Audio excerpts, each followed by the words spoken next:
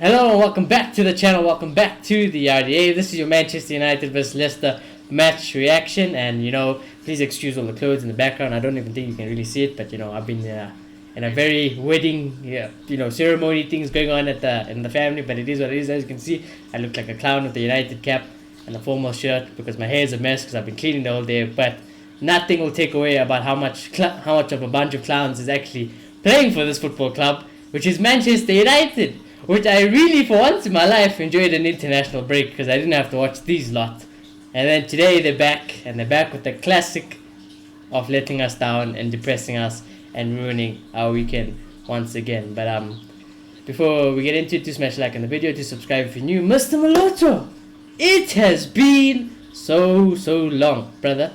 So first of all, how are you? And your initial thoughts of that absolute mess of a game? Yeah, no, I'm good. I'm good, and I agree with you saying that the international break was a good break because I felt it when football was coming back. When the talk show was coming back, and I felt a level of stress entering my body because I have to talk about this club again, and it happened. Of course, it happened. We drew to Leicester, and yeah, we better get strapped in because Europa League is the order of the day. Hey. Because Arsenal are incompetent, but the points we need them to drop. We need a miracle. Let's look at the table. Yeah, the table is not looking good. We're currently 6th, 51 points. Arsenal on 54 points, and they have 2 games. Yeah, no, it's done. I know. Monday they're going to Palace against Palace Monday night. They've struggled with that specific fixture on a Monday a lot actually in the past. So I'd hope. I was like, you know what? We beat Leicester. They go. Uncle Pat does a favor for us, and we in maybe a decent position, but no, we actually nice it up, and yeah, we were shit. We were shambles, and I don't know.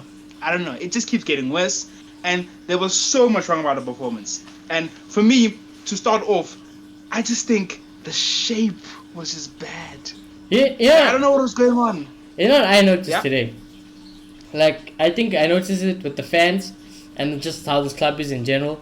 Like I said, international break was so long, and usually when it ends, all of us United fans are like, oh, finally, we get to watch United, we get to watch club football again. But I don't know if you guys feel the same, but this weekend I felt empty. Like, I don't know if it's like because I have to do so many other things, but it just feels so empty, Even today when I was watching at the function, I was just like, there's no emotion, Ralph doesn't look like he's bothered too much because he probably knows he's not going to be in the job anyways full time. The players look like they honestly can't be asked, and the fans, Old Trafford today was dead. It was silent. That full time whistle blew. No emotion, no boos, no ahs, no cheers, no claps. Silence. Silence. It feels so empty, and I don't know if it's just me. Or did you get the same type of vibe, Maloka? No, definitely. Maybe not during the game, but in general, I feel like I don't want to say isn't as much care because we love this club, but that thing we have, that obsession where it gets to a point where we're so depressed after the game, it's not as much anymore because I guess it is a lack of care, we're not attached to the club anymore because it's getting to a point we expect disappointment. It's getting to a point where Liverpool fans are like, we know we're shit, so that's what we're getting, and it's annoying. It's scary though, but I do want to focus.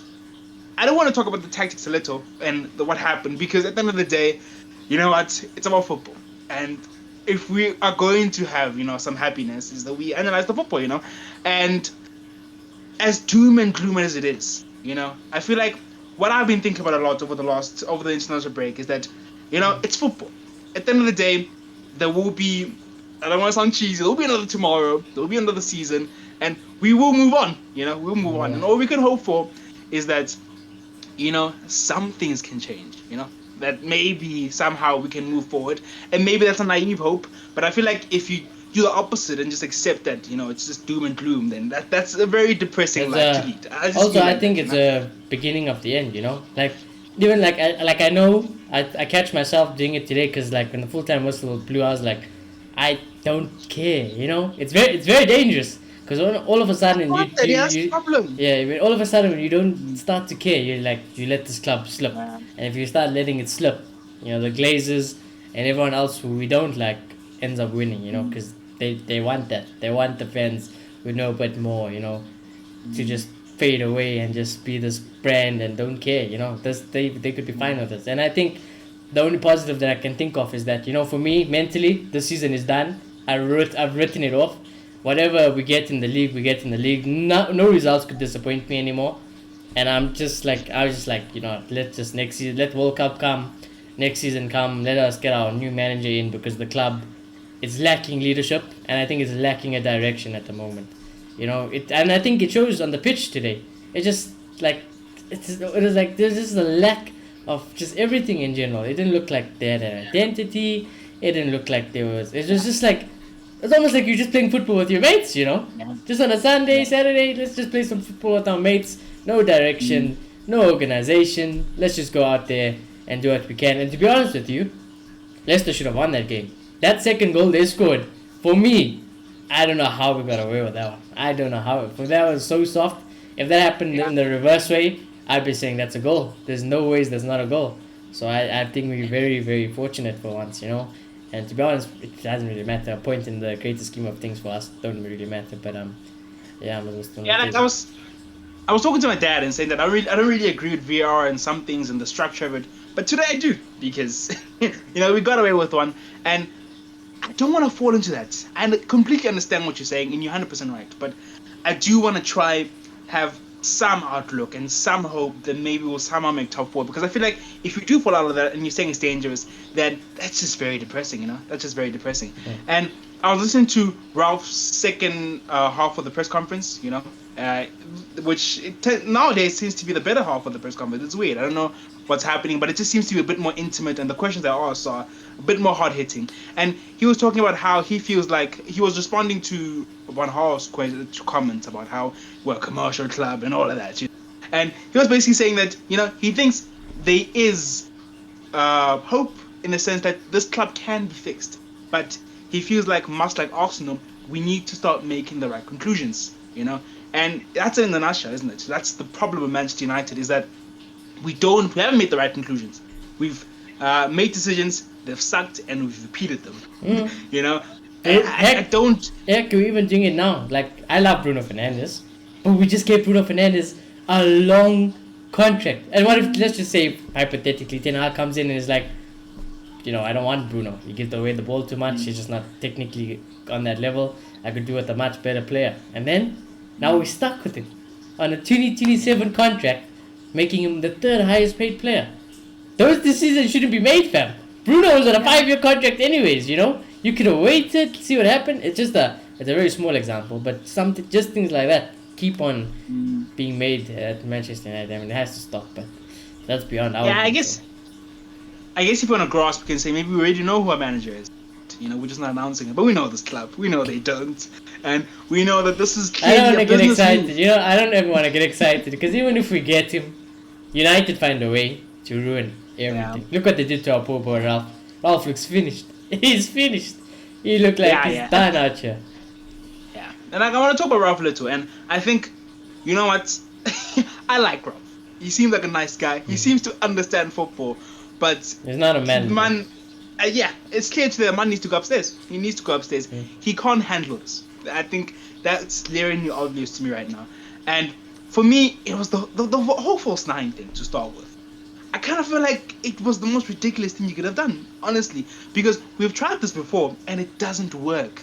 Why it doesn't work? These players are just not competent enough to pull off something like that. They just can't. They're actually so dusted. It's unbelievable. Yeah. Like, Bruno's a good player, but he was roaming left, right, and center. There was. I seen Pogba now and then also up there. Yeah. I was like, I don't know. There was chunks of the game where there was no one really playing a striker. There was no target man. Football can be simple, and I felt like the players and Ralph just complicated things unnecessarily. Just have some. He tried to pull a Pep today. Sorry. He tried to pull a Pep. He did, yeah. He pulled it there, Yeah, he pulled a Pep today, Like, it's simple. Just stretch the defense, create chances, get those crosses in, have a target man through the middle. That's not the most complicated tactics. That's the basics of football. And we were struggling with those type of things. And I just don't get it. Honestly, I just don't get it, Because I feel like managers always say it, when things are tough, just go back to the basics, And maybe Ralph was trying to set us up for the future and try to instill those basic ideals we need going forward.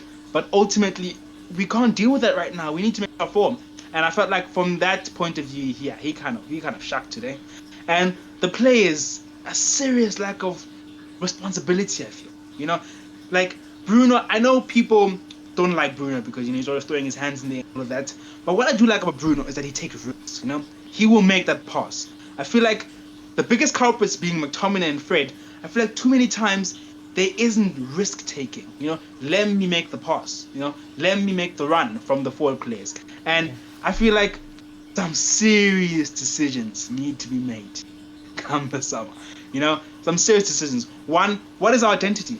What are we going forward, you know? And as soon as we establish that, from there, who's the manager to fit this and who are the players to fit this? And some players in this team need to... I'm not lying still. I'm 22 players. We need 22 new players. I'm not having 22 new players is what we need to fix this team again. And it needs to be 22. The scary thing is it needs to be 22 right players. And United don't get right players right often enough, you know, so it's scary. You're right. And Ralph said it's easy because it is easy. I honestly think it is. I remember Ralph coming in saying that, you know, at other clubs when he was working, we used to sign players on maybe the second professional contract, you know. People were hungry, almost like what Bruno did, you know, coming to us. And look how well they played.